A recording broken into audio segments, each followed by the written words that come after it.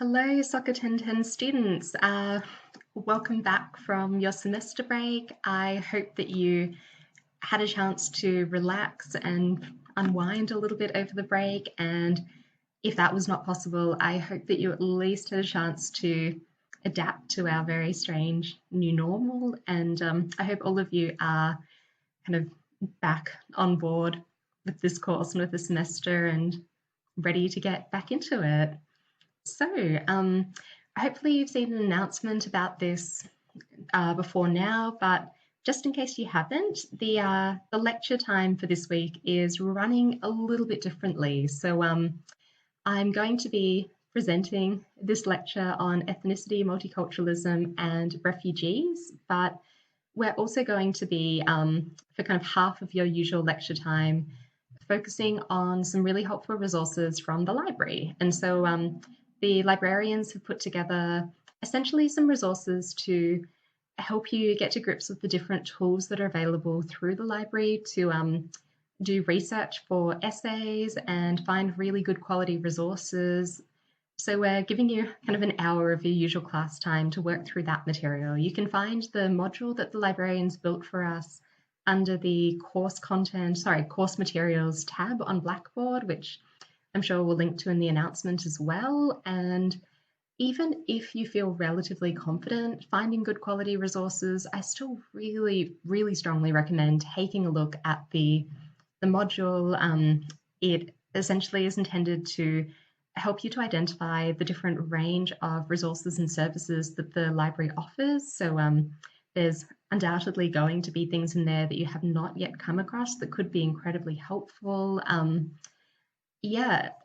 When I first came to this university, I was amazed that you could book appointments with the librarian and they would sit down and help you find resources and put together a plan for finding good quality material for your work. That was definitely not available at my previous institution. So yeah, there's some really fantastic resources available through the library and through academic skills at this university. And I very strongly recommend that you use them. They're designed and implemented purely for you, so take advantage of them. You might as well. So that's probably enough of my pitch to the library, but now we can get into talking about ethnicity, multiculturalism, and refugees, our topic for this week. So I thought we would start off today by talking a little bit about race, because I think the concept of race is always kind of lurking around in the background when we talk about ethnicity. It's kind of this twin concept that follows along with it, and we use the notion of race and ethnicity very much interchangeably in a lot of cases, but they do have slightly different meanings, and I think it's important to kind of draw out areas in which they don't overlap. So starting with the concept of race, race raises some pretty complex and difficult questions in the context of contemporary sociology. The concept of race generally refers to the kind of physically identifiable differences between groups of people.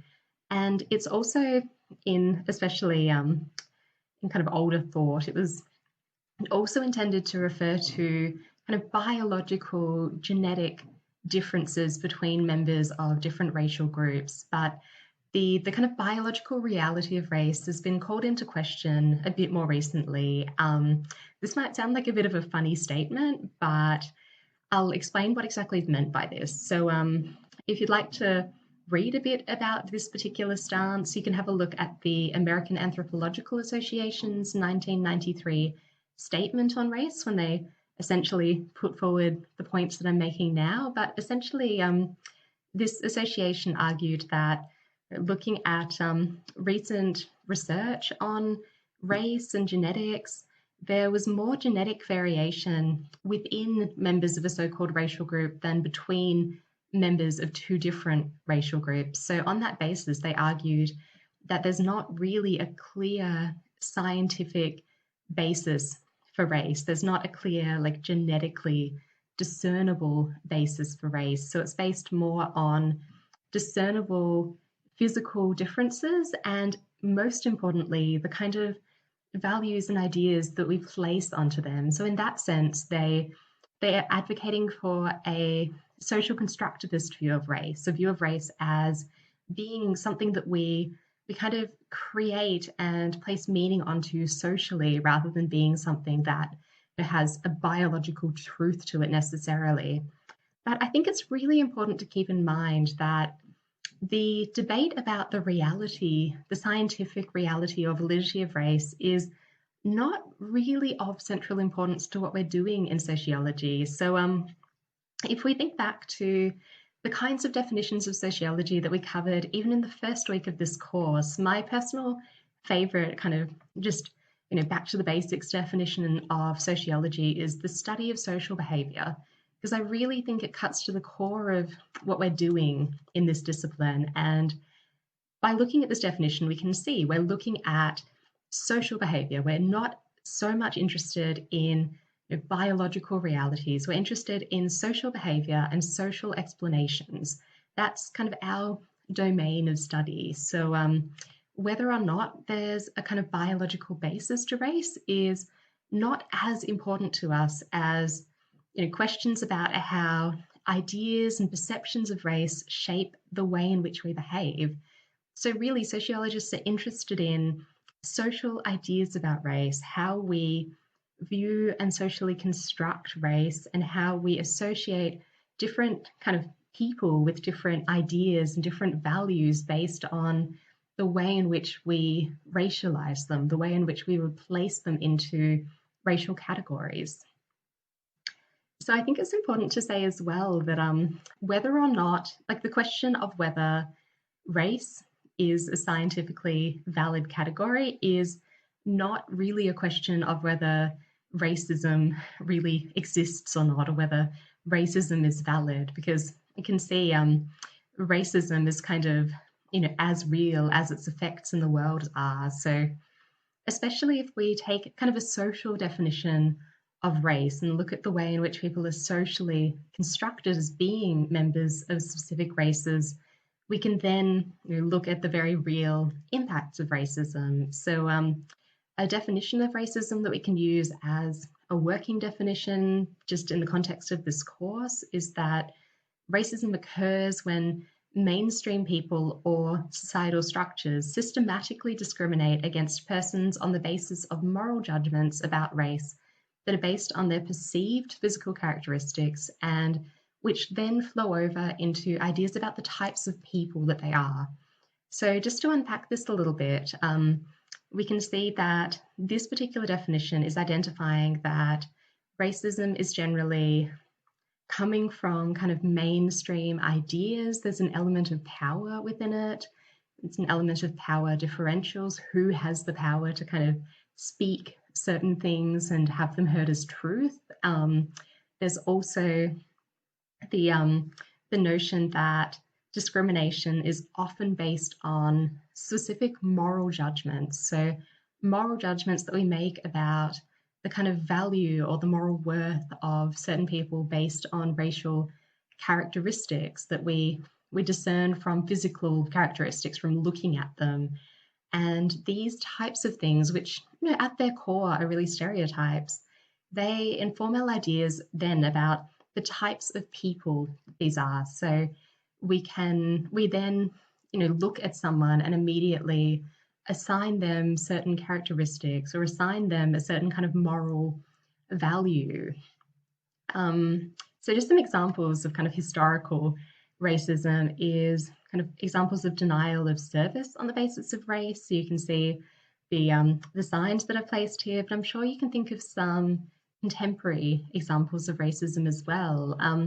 So if you just hold the idea about the kind of moral values and judgments in your mind, then we'll go to our next slide here. So we're looking at the kind of impact of the assumptions and values. So the impact of the ways in which we can tend to kind of associate certain values and ideas with certain groups of people. So I think quite often the best way of identifying the kind of values that we're socializing ourselves into within a given society is by looking at those who are actively involved in socialization processes at present, and that is children.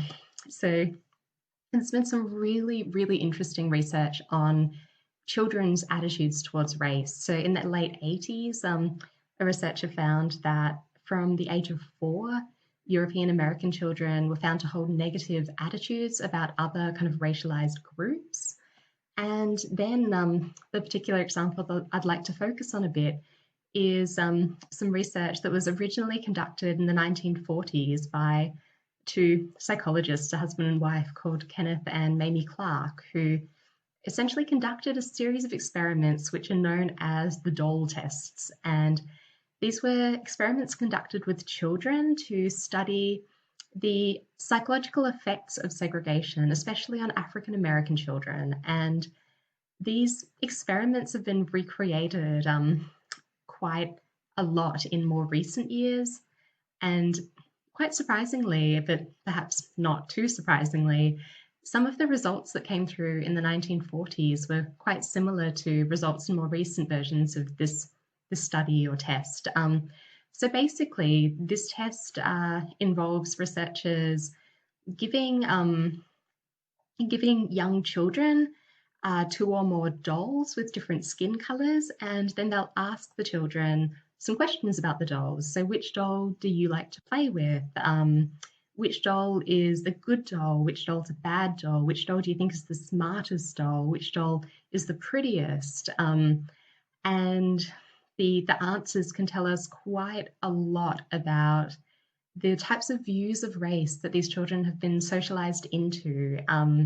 So I've included a YouTube link down the bottom of this slide here, and I've also popped it in the notes for you just so you can get it a bit more easily without having to download my slides. And I'd like to pause now, and I'd like you to please go and watch that. It's essentially a compilation of some different versions, some different kind of recent recreations of this doll test. And in many ways, it's it's a little bit kind of upsetting, really. It's kind of, cuts quite close to the core in a lot of senses. But I think it's really interesting. It can tell us a lot about, even in contemporary times, the types of ideas about race and ethnicity that we socialize children into.